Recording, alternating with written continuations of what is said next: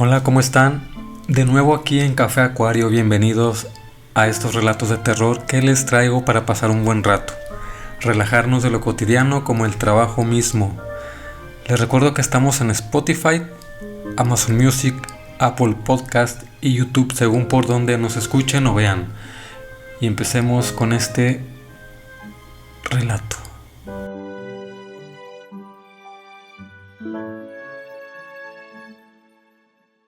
Militares, historia de terror. Les cuento rápidamente mi trayectoria dentro de la Armada de México. Primero, obviamente, fui de infantería de marina, después escolta de funcionario, luego policía naval. Inclusive tuve la oportunidad de estar en varios grupos tácticos. Era muy bueno y subí muy rápido de rango. En total tuve 25 computados. Estuve con licencia ilimitada gracias a los honores que me había ganado. Luego, y se me concedió baja, dejando de estar de licencia ilimitada a retiro. Después de eso regresé a la ciudad de Veracruz con mis padres. Yo no les guardaba rencor. Después de todo, ellos tan solo habían hecho lo que consideraban que era lo mejor para mí. Estando ahí, gracias a mi antecedente como marino, pude ingresar a la Policía Intermunicipal Veracruz Boca del Río. Al día de hoy, ya no existe porque fue absorbida y posteriormente sustituida por la Marina. Al momento de ingresar me designaron el sector 3. Específicamente me asignaron el resguardo de una zona de construcción residencial en la colonia Vicente Lombardo Toledano, que es la misma colonia en la que yo vivía con mis padres. Me colocaron ahí porque yo así lo solicité. Cobré un favor, por eso no pusieron ningún pero. Esa zona de construcción aún estaba en obra negra, no estaba solo.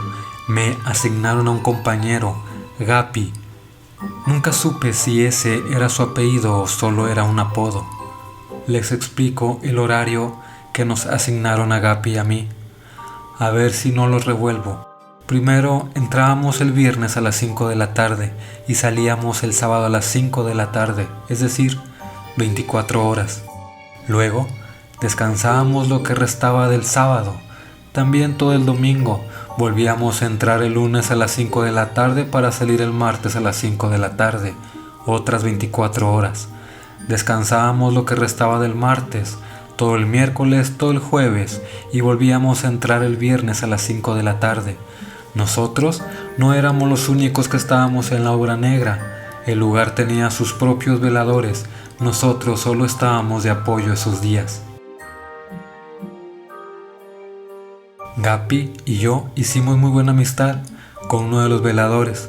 Le decían Don Hugo. Era un señor de edad avanzada. Él, desde el primer día que nosotros entramos, nos comentó que en la parte posterior de la construcción había un camino que, muchos años atrás, había sido usado por la condesa de Malibrán. Según Don Hugo, en esa zona de la construcción ocurrían varios fenómenos paranormales.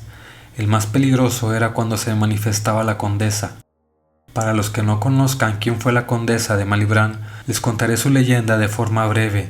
Nadie sabe con certeza hace cuántos años ocurrió todo, pero la creencia popular sugiere que fue cuando Veracruz era una ciudad amurallada. El conde de Malibrán, que era muy popular por formar parte de la corona española, estaba casado con una hermosa mujer.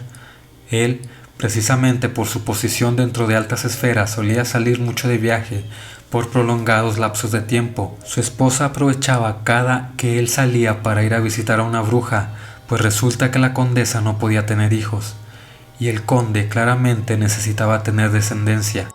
La bruja le dijo que una hechicera le había lanzado una maldición, precisamente para que no pudiera tener hijos.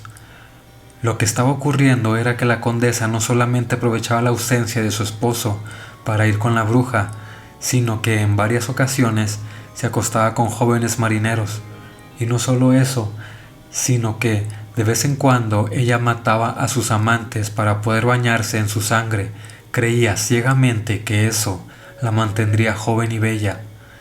Cada que tenía un nuevo amante, le decía que para poder estar con ella primero debía deshacerse del cadáver. No los mataba a todos, solo a unos cuantos desafortunados. Resulta que uno de esos marineros, de los que no fueron asesinados por la condesa, era hijo de una hechicera.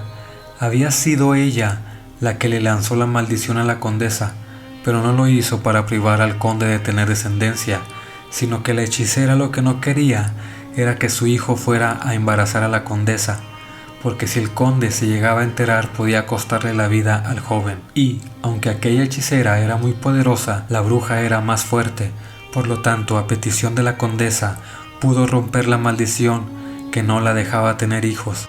Poco tiempo después logró quedar embarazada y tuvo a un varón, pero a pesar de que debía estar al pendiente de su bebé, ella siguió invitando a otros hombres a estar con ella mientras su esposo no estaba. Un día el conde volvió antes de lo previsto, descubriendo en ese momento la infidelidad de su esposa. Entonces él, sin pensarlo 2 veces, sacó su afilada espada para matar a la condesa y también a su amante. Luego, el conde, con su uniforme manchado de sangre, les ordenó a sus sirvientes que se deshicieran de los 2 cuerpos. Lo que ellos hicieron fue arrojar los cadáveres a una fosa habitada por cocodrilos. Los animales borraron todo rastro de lo sucedido. Sin embargo, la cólera del conde no terminó ahí. Él, dadas las circunstancias, se convenció que el bebé no era hijo suyo y por eso también ordenó que la criatura fuera arrojada a los cocodrilos. Y fue de esa manera que nació la leyenda de la condesa de Malibran, una mujer que se bañaba en sangre humana por recomendaciones de una bruja. Entonces, según Don Hugo, el fantasma de esa mujer se aparecía en la parte posterior de la construcción. Gapi y yo conocíamos la leyenda de la condesa, no cuestionábamos eso. Lo que no creíamos, ninguno de los dos, es que esa mujer se apareciera en el lugar en el que nosotros estábamos trabajando. Tal vez pueda parecer que mi incredulidad no tenía sentido, porque yo tenía cualidades extrasensoriales, pero lo que a mí me hacía dudar era que parecía demasiada casualidad que se apareciera justo ahí. Pasaron 2 días, yo estaba haciendo un rondín de rutina, era la 1 de la mañana, me encontraba revisando el interior de los departamentos, entonces escuché un ruido proveniente del bloque de enfrente. La obra negra era de 3 bloques de departamentos, 2 bloques uno frente al otro y el otro bloque en medio de ambos. Yo caminé hasta donde estaba el espacio para poner la ventana. Desde ahí alucé con mi linterna hacia los departamentos que estaban de frente. Entonces me percaté que en el techo del departamento de más arriba había una silueta humana que parecía estar mirando hacia la calle. Debido a la distancia, yo no alcanzaba a distinguir si se trataba de un hombre o de una mujer. Me comuniqué por radio con Gapi para comentarle la situación. Él dejó de hacer lo que estaba haciendo, se acercó a los departamentos. Desde abajo él también alusó a esa silueta. Entonces pudimos darnos cuenta de que se trataba de un hombre. Nosotros le gritamos, pero no nos respondió. Lo único que hizo fue llevar su mano hasta su boca. Supuse yo que estaba fumando. De pronto la silueta desapareció. Creí que había saltado y le pregunté a Gapi por radio si el tipo había caído, pero me dijo que no. Entonces acordamos que íbamos a subir hasta allá para revisar que no se tratara de un indigente que estuviera acampando en el techo de ese bloque de departamentos. En el momento en que llegamos yo tuve todas esas sensaciones escalofriantes que llevaba experimentando durante años. Ahí entendí que lo que habíamos visto no se trataba de una persona, pero yo no creía que tampoco fuera un fantasma, porque los fantasmas no fuman. Eso fue un viernes. El lunes que volvimos al trabajo, Gapi y yo nos dimos el tiempo para platicar con Don Hugo. Le contamos todo. Entonces él nos comentó que tal vez pudiera tratarse de un brujo. Nosotros no entendíamos qué se suponía que un brujo podría estar haciendo en una construcción. Don Hugo nos recordó que estábamos en Veracruz, que los brujos estaban en todas partes, que no era necesario que hubiera un motivo para que un brujo estuviera ahí. Tal vez simplemente había ido a disfrutar la vista. Aunque también existía la posibilidad de que antes de que se iniciara la construcción, el brujo pudiera haber enterrado en el terreno algunos de sus trabajos y estaba ahí para asegurarse de que no los hubieran sacado. Mi experiencia como marino me decía que simplemente había que dispararle, que con eso estaría todo arreglado, pero Don Hugo dijo que esa era una pésima idea, que con los brujos nunca se sabe qué tan poderosos pueden ser, que había muchos que eran inmunes a las balas. Entonces, si yo le disparara y resultaba ser uno de esos, lo único que yo iba a conseguir era que el brujo me lanzara una maldición para matarme, o peor aún, que le hiciera algo a mis padres. Gapi y yo nos decidimos que dejaríamos en paz a ese brujo. Lo seguimos viendo por mucho tiempo, pero fingíamos que no estaba ahí. Pasó el tiempo, una tarde que mi compañero y yo íbamos entrando a turno, nos encontramos a don Hugo. Él ya iba de salida, nos dijo que se le había aparecido la condesa. Él, a pesar de que sabía que se aparecía, nunca le había tocado verla, por eso estaba muy asustado. Nos dijo que ella iba vestida de blanco, que tuviéramos cuidado, porque nos podía matar de un mal susto. Nosotros creíamos que estaba exagerando, pero don Hugo nunca volvió a trabajar, porque murió esa noche. Gapi y yo nos quedamos muy consternados, también teníamos miedo. Una madrugada, como a las 3, empezó a caer una leve llovizna. Yo estaba haciendo un rondín, y aunque no quería hacerlo, forzosamente tenía que ir a la parte posterior de la construcción. Desde esa zona se podía ver un terreno que estaba atrás. Era una familia que vendía quesos, por lo tanto tenían sus corrales de vacas. Pero, como nunca antes, las vacas empezaron a hacer mucho ruido. Para empezar, se supone que debían estar dormidas, pero tal vez se debía a la llovizna. Sin embargo, el ruido que estaban haciendo no era normal, era como si algo les estuviera asustando. De pronto me empezaron a sudar las manos, es difícil de explicar, pero a pesar de la llovizna y que obviamente me estaba cayendo agua, no sentía mis manos mojadas, sino sudadas, un poco calientes. Quise alejarme de ahí, pero en cuanto di un paso sentí como si la tierra lodosa desapareciera. Luego una presión sumamente fuerte en mi espalda. Algo paranormal estaba ocurriendo, podía sentirlo. Entonces de entre las vacas salió una figura blanca. Era la silueta de una mujer, pero la túnica que vestía brillaba más que la luna. Estaba avanzando hacia mí, pero no caminaba porque no tenía pies. Su túnica flotaba levemente sobre la hierba. Corrí, pero debido a que sentía que el lodo se desaparecía, perdía la noción de dónde pisar. Por eso me caí. Logré levantarme para correr, pero volví a caer, y a puros tropiezos pude alejarme de ahí hasta llegar con Gapi. Le comenté lo que acababa de ver. Él me dijo que quería ver, pero le alegué que no era una buena idea. Aún así, él me ignoró y con su linterna en la mano corrió a revisar. Regresó pálido del susto.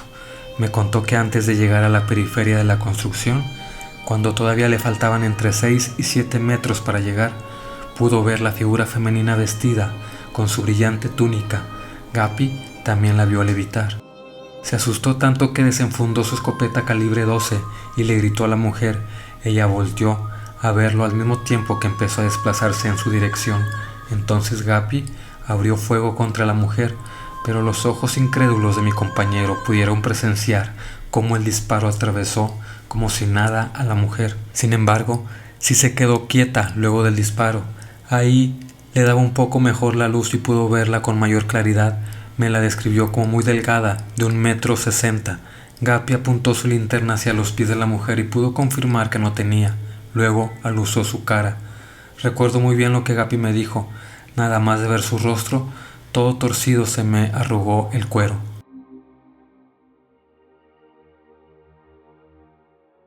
Después de esa noche la condesa se empezó a aparecer del diario. Nadie sabía cuál era el motivo, todos los veladores la veían, nosotros también, sin falta, cada lunes y cada viernes se aparecía en la misma zona.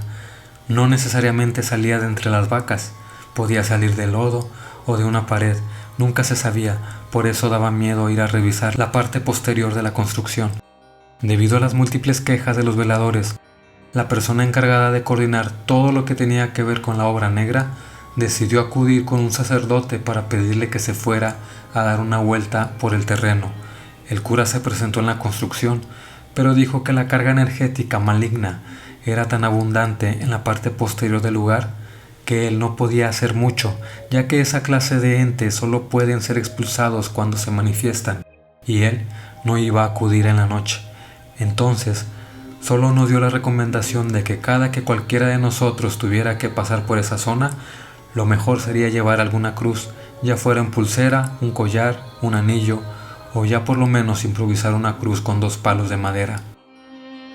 Antes de irse, el sacerdote nos dejó un galón de agua bendita, dijo que la usáramos, cada que lo creyéramos conveniente, pero también nos aclaró que una gota tenía el mismo efecto que 10 litros, así que no tenía caso utilizar mucha agua en cada ocasión. Gapi y yo no nos quedamos conformes. El viernes que nos volvió a tocar ir a trabajar se nos ocurrió una idea. Conseguimos 2 varillas, también un poco de alambre galvanizado, sumergimos todo en agua bendita, fuimos a la zona donde se aparecía la condesa, luego con el alambre galvanizado amarramos las 2 varillas de tal forma que formaran una cruz. El velador que le tocó acompañarnos durante algunas horas del turno le pareció buena idea quitarse un rosario que él llevaba puesto y dejarlo colgando en la cruz hecha de varilla. Aunque no lo crean, a partir de ese momento la condesa dejó de aparecerse. Entonces, solo para estar seguros de que era la cruz de varilla lo que había funcionado, decidimos quitarla durante una noche. Esa noche sí se apareció la condesa, entonces mejor volvimos a colocar la cruz de varilla. Algún tiempo después, Capi y yo fuimos reasignados para cumplir con otras labores. Ya no nos colocaron juntos.